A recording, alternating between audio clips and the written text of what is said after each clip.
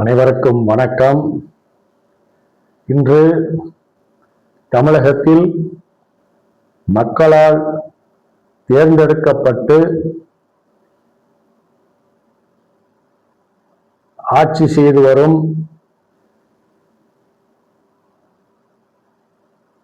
தமிழக வெற்றிக் கழகம் ஆட்சி புரிந்து கொண்டிருக்கின்றது. இதை எதிர்க்கட்சிகள் எதிரி கட்சியாக நினைத்து அதை வழிநடத்தாமல் எதிர்க்கட்சியாக இருந்து தாங்களுக்கு தெரிந்த ஆலோசனைகளை, நல்ல ஆலோசனைகளை எடுத்து கூறி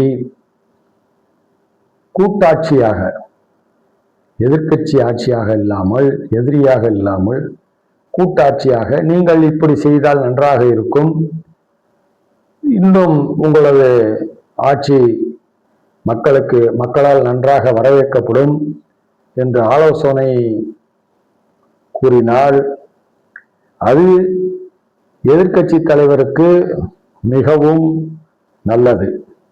அதை விடுத்து கூட்டத்தில் பேசும் பொழுது கூட்டத்தில் இருக்கக்கூடிய சில விசமிகள்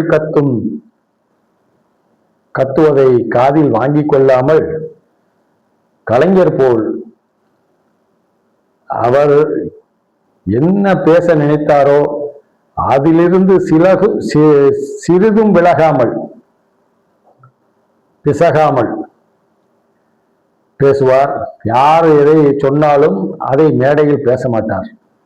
அவர் என்ன சொல்ல நினைக்கிறாரோ அதை சொல்லுவார். அதை விடுத்து தாங்கள் விவசாயிகள் போராட்டத்தில் கலந்து கொண்டு பேசும்பொழுது ஏதோ சில சில்லறைகள் பேசுவதை கேட்டு நீங்கள் பேசியது இன்று இருக்கக்கூடிய இளைஞர்கள், இளைஞிகள் அவர்களுக்கு சுத்தமாக பிடிக்கவில்லை.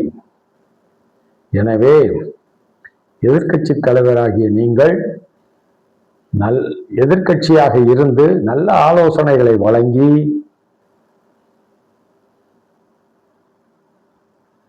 மீண்டும் தேர்தலில் நின்று மேலும் சில இடங்களை பிடிப்பதற்கு உள்ள வழி என்னவோ அதை செய்ய வேண்டும். அதை விடுத்து தரக்குறைவாக பேசி தங்களுடைய கட்சியின் பெயரையும் காப்பாற்ற முடியாமல் போகாமல் பார்த்து கொள்ள வேண்டியது உங்களது கடமை. ஏதோ எங்களுக்கு தெரிந்த சில விஷயங்களை கூறுகிறோம். நன்றி, வணக்கம்.